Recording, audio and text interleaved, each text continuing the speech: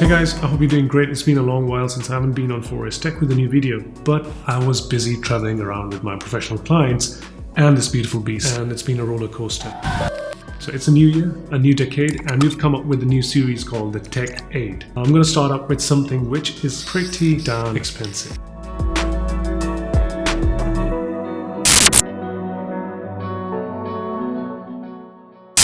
I'm heading a Creative agency and we are fortunate enough to have this in our kit. So I thought, why not just put up a review and let you guys know why this thing is so expensive and why do we use it for our commercial grade clients. It is a cinema grade camera. The reasons why this thing is so huge, it's humongous. There's so many attachments to this camera that we need to add to make it functional and make it give you that cinematic experience in the end. And then there is a reason why directors don't switch from Arri Alexa to any other camera. It's difficult for them to roll back and degrade from all that you get. Color control, depth control, you get up to 120 FPS of slow motion, which is uncompressed, it is unencrypted, and it's just amazing control for any editor. EVF1, it's the viewfinder that comes built in on this camera. With this electronic viewfinder, you will get a low latency image display, high quality image along with an accurate color reproduction. The screen attachment that you see is additionally bought Odyssey 7Q Plus. This will cost you more than $2,000. What I mean is this will cost you more than a Sony a7 III. So this is definitely a tank. A lot of mechanics, a lot of electronics rolling right inside this body. 2 fans built in, which will make sure that your camera remains at a more normal and cooler temperature. It doesn't get stuck. There is no direct audio in this, so you need to have an external microphone. I go with my Rode NTG4 Plus. So I've got the boom mic set up on the side, attached to my Zoom H5 recorder, and then that's doing all the audio for me.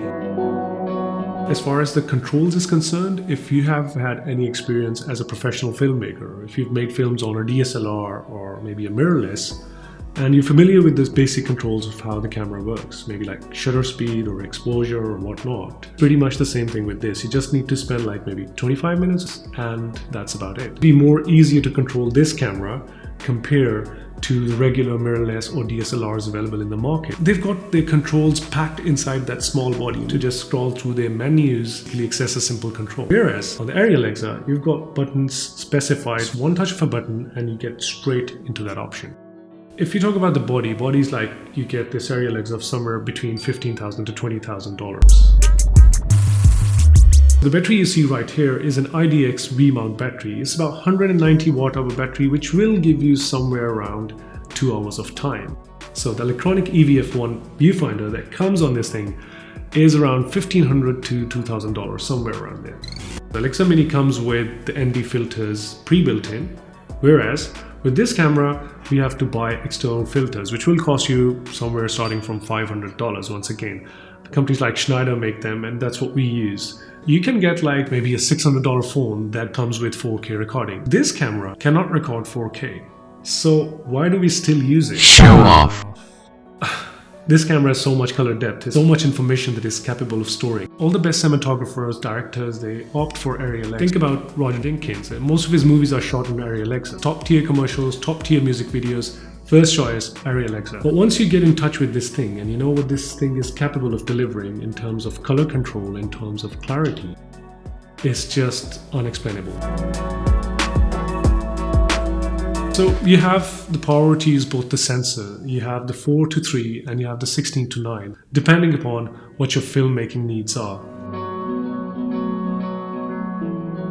Now coming to the price of these lenses, a single lens is about $7,999. Buying all of these 3 together will cost you around $27,000. These are expensive lenses, but worth buying for Arri Alexa. So for the follow focus, we usually try and use the tilde follow focus, and sometimes according to the need, we can go wireless and sometimes you need to go manual follow focus. Normal ND filters, when you put them on, there is definitely that color change you feel. If you're recording a red, it will probably turn into something like brownish or maybe sometimes magentish depending upon the light that hits the sensor. Whereas we are using here is the filters from Schneider, and these are the infrared ND filters. These make sure that your red remains red. So memory management on this thing is definitely easy. We've got ourselves Sony SS Pro cards. Now a 64 GB Sony SS Pro card will cost you somewhere around $300. Once again, it's expensive. We usually keep 5 cards with us. At one time, you can plug in 2 cards simultaneously, so when one card is out, you have the other card working. Well, about the weight, this thing is heavy, right? I mean, just the camera with the viewfinder and the battery will be weighing around 9 kg. And that's quite a lot without the lens. And if you put on a lens on this thing and the way it is right now, I've got an Orient 200mm lens on this thing. I've got an Odyssey 7Q Plus installed on this. Altogether, this weighs around 12 kg at the moment, somewhere around that.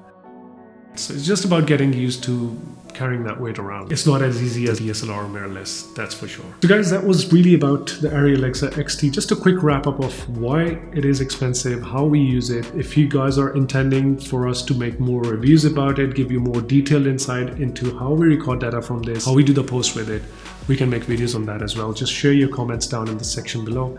And give us a subscribe and give us a like, and we would love to know what you guys think. And we will see you soon with another tech aid video for this new year and this new decade.